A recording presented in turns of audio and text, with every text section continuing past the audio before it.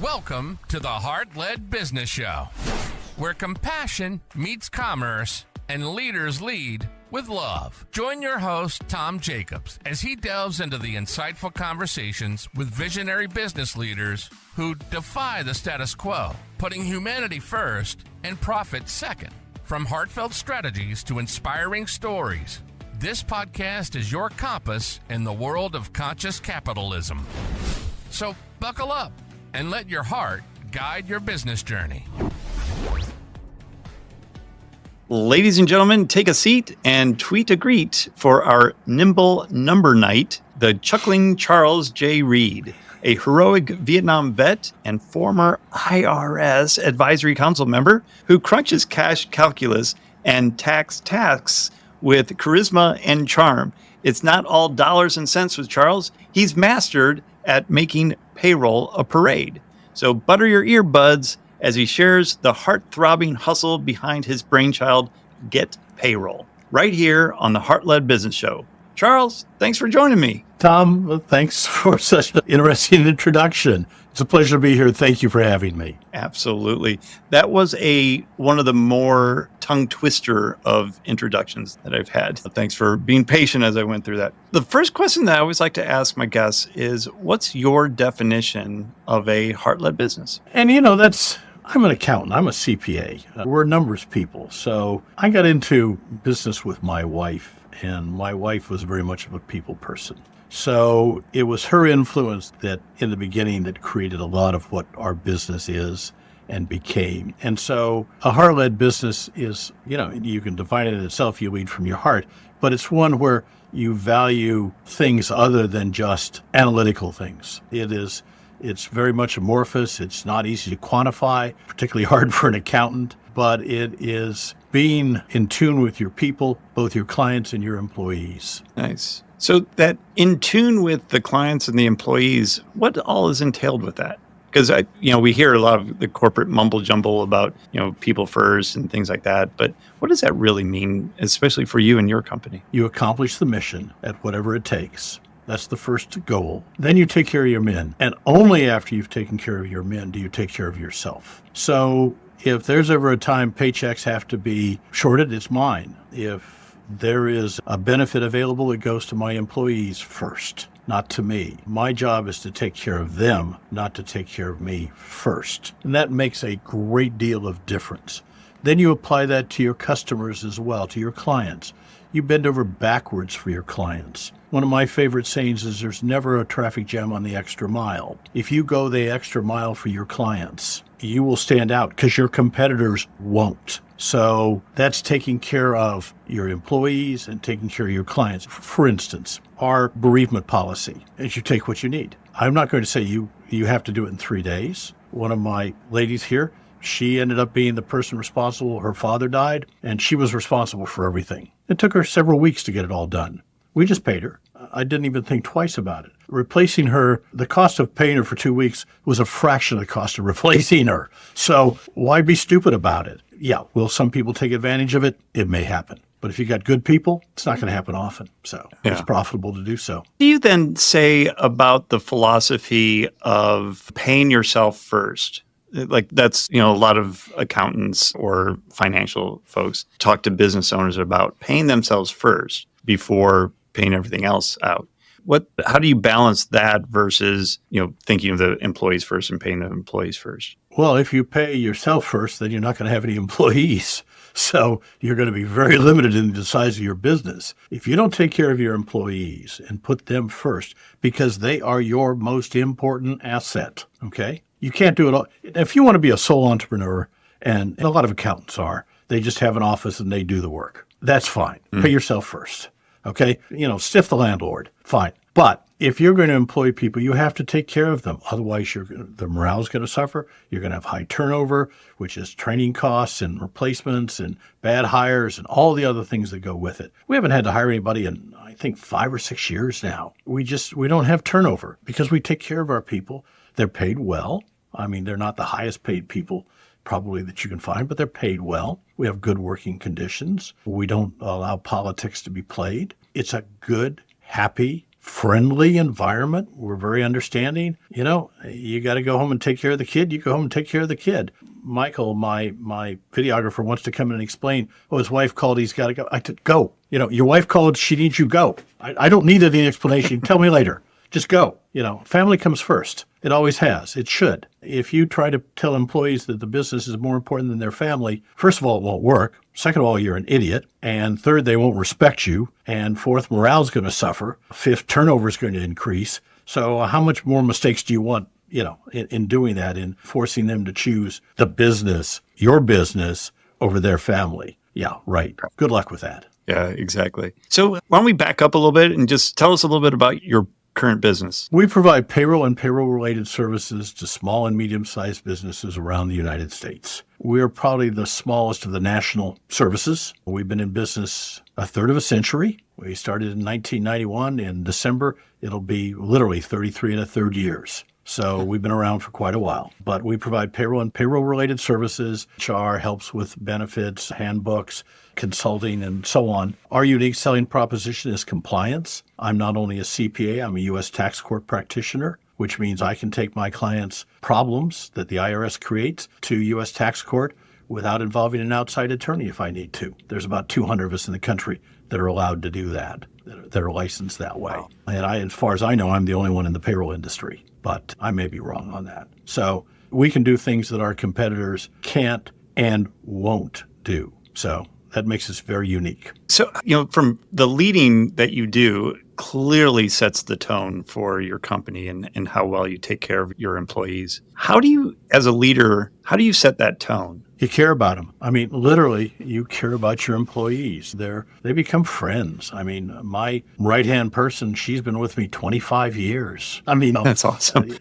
I employ her daughter. I know her grandbabies. Her oldest granddaughter is a teen. So, and she used to play in here when she was a baby. So, we've not really set up a formal one. We've had informal daycare here off and on for many years. And if they need to, bring the kid in, they bring the kid in.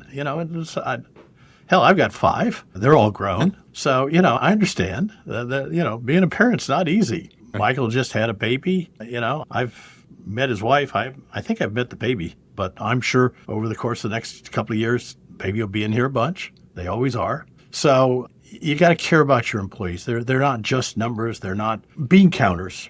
And, you can call me a bean counter if you want. Make that mistake that it's all numbers, and that doesn't work. The best way to destroy a company is put a real bean counter in charge, in my opinion. I've been a critic of American business management for more than 50 years. And most American business management is rather poor at best. And bean counters make terrible managers for the most part, if they're not tempered like I've been by having a wonderful wife that was very much of a people person and taught me a lot of it. She was one of my saviors when we started in business because she was much better at hiring people than I was. There's only one time I overruled her, and I regretted that, both personally and professionally, because after that hire failed, she never did let me forget it. But, that's life. That's funny. Well, so what are some of the policies that you have in place then that solidify that relationship between the employer and employee that creates such a great atmosphere where people are sticking with you for 25 plus years? Well, the bereavement policy is one, and you take what time you need off, where we track certain of it because of tax purposes, because if you're sick or you're taking care of a kid, we can get a tax credit for that. And I have taught all my clients how to do that. It's 45S under the IRS code. A lot of people don't know about it. So we track it for that purposes. But, I don't worry about it. We don't have, the office has to be manned, but we don't have hard and fast schedules in a lot of cases. People work from home, particularly since COVID. We all work from home during COVID now. I don't think anybody's in all but one spend some of their days at the house, which is fine. We're probably going to turn into a virtual company here shortly and get rid of the office. Technology's changed. The world's changed. We provide them with training. We provide them with the best equipment and best software we can get a hold of. We send them to conferences and seminars and other things. We talk to them. We listen to them. We treat them more like family than employees. And I've worked for major companies before I started my own. I worked for Texas Instruments and JCPenney's and other people. So I've seen American business management up close and personal, and I won't put up with most of what they put up with. I'm very much of a fan of Tom Peters and his books, and he emphasizes the whole idea of hiring good people that can do wonderful things, and it works. It's worked for a third of a century. Yeah. That's amazing, and it's a real testament to the longevity of your company is a testament to taking care of people at such a high level. I'm curious though, like early on, or maybe in cycles, as business does go through cycles, there are times where cash was tight and you're like, oh, I might have to let somebody go, or where you were really forced to make a decision, and that decision was between the heart and the head, and obviously the heart probably won out. But how do you kind of mix that together and help kind of move the business forward without selling out your heart? Well, we've had to make tough personnel decisions at times over the years. We've never been in a situation where we've had to lay people off. Now, there's been times I've taken a salary cut, but we've been very careful about hiring people and making sure we have adequate revenues before we add to headcount. And that makes for some long hours sometimes. In the beginning, there were nights I'd be working till, midnight. As an entrepreneur, 80-hour weeks are to be expected from an entrepreneur. But when you hire good people, you don't hire jerks, you hire good people, and you take care of them, they'll put in the hours necessary to get the work done. And they don't mind that because they feel like they're part of the business, and they are. I'm 70, I turn 75 next month. I'm getting ready to retire. I'm working on that right now. The business is going to the employees. I'm going to sell it to them at a substantial discount from what I could get from one of my competitors. I don't want to go to my competitors. It'd be like going over to the dark side. ADP and Paychex call me all the time and want to buy it, and I'm not interested. I wouldn't do that to my clients, let alone my employees. So I've got people trained up. My operations manager has his EA and is getting his tax practitioner's license, and he'll be able to do those things for our clients. So they're going to be buying the business from me. It'll just add a little bit to my retirement. It's going to be a deep discount because they deserve it. And they helped me build it. This is not done by me alone. I couldn't be where I'm at in terms of size and revenue on my own. No, you can't do it. You look at any company. Tell the CEO of Texas Instruments he needs to do all the work himself. It can't happen. Okay. Right. Well, once you get above one person, it doesn't happen. Once you start hiring people, you can't do it all yourself. So your people are just absolutely critical, and they're your most important asset. I'm sorry. So I don't know where I was going with that. No, that's great. And it's such a, I've heard of business owners selling the company to their employees or creating some of those programs for the employees to take over the company, it's always refreshing. You hear these stories of, business owners that sell their business for millions of dollars, and then, the employees are kind of left, unless they had stock options or what have you, to kind of figure things out on their own, go to another company or do something else. So where did you get the idea that to sell the company once you retire to the employees? And I think the real question there is, how did they take that when you announced it? They're very pleased with the idea. And that makes them more interested in getting the company more profitable because it'll be more profitable for them. So they're building their own future. They're not building a job. They're building their own business. And I get that feeling from them. So to me, it's a win-win. It enhances my retirement, and it leaves a legacy. It's my business. It's my baby. I've spent, a third of a century growing it. I don't want to see it die. I don't want to see it get consumed by my arch competitor. So, to me, it's a lasting legacy, and it's a plus for them. It gets them far more involved in the business. It increases morale. It cuts turnover. It increases efficiencies. It makes them think about what they're doing and what are better ways to do things, more profitable ways of doing things. That's part of why we're going into become a virtual business. Is one of my people who handles the bills looked at that and said, we're spending all this for this damn building when, we work from home part of the time. Why don't we sell the building or whatever? And I said, well, I own the building. Personally, I built it here, and I'm going to turn it into executive suites or lease the thing out to somebody else, which I help enhance my retirement. But, they basically helped me pay for the building because it was paid for out of the business. So they're going to benefit, and they want it to be successful. When your employees want you to be successful, it's hard not to be. Yeah. Excuse me. Yeah. That's a win for everybody. Absolutely. So then talk to me then about the customers. So putting those the customers first, and how do you create that heartfelt relationship with your customers, especially with, what a lot of people, and myself included, would call payroll as a rather dry industry, so to speak. So how do you create that dynamic relationship? When you're in somebody's pocketbook every 2 weeks, you hopefully become friends, okay? Yeah. And I have clients that have been with me for a third of a century. And I have the kids of people that I contracted with years ago. The kids are now running the business, okay? Normally, if the business gets sold, they say, keep Charles. One of my favorite clients, they've retired, and I picked up the businesses. They sold it to their employees, basically. And Carol used to say, she would get calls probably once a week from people who want to do their payroll. And she said, no, I'm perfectly happy. Then they'd say, well, we can do it cheaper. And she'd say, I don't care if you can do it for free. I'm not leaving Charles. She was also the one who would take letters from the IRS and just stack them up on the shelf until I'd come in the office one day, and then she'd hand them all to me. So, but we were always able to solve her problems. The IRS makes millions of mistakes a year, and people get hit with stuff that they can't handle because they don't understand. Yeah. It's like putting a soccer player at second base in Yankee Stadium. They don't know what they're doing. So you got a businessman that's successful and likes his business, handles his clients, makes money, on and on. The IRS comes in and with some BS, they don't know what to do. They're not trained in it. We are. So we handle those things for our clients. They love us for it. And they happen, 40% of small businesses get hit with a tax penalty every year. So, our clients, about every 3-4 years, they get one and we solve it. Lots of times we solve it before they even know they got it. And that's kind of what makes us unique. And it makes us friends, and they just expect us to solve those problems, and we do. And you become friends with your clients. We've gotten big enough that I don't know as many as I used to, but my staff does. My staff knows every client and talks to them all the time. Our clients can call and talk to the same person over and over about a problem and get the same person. It's not a call center. So they can call and talk to Sir Christy or myself or Pete or whoever.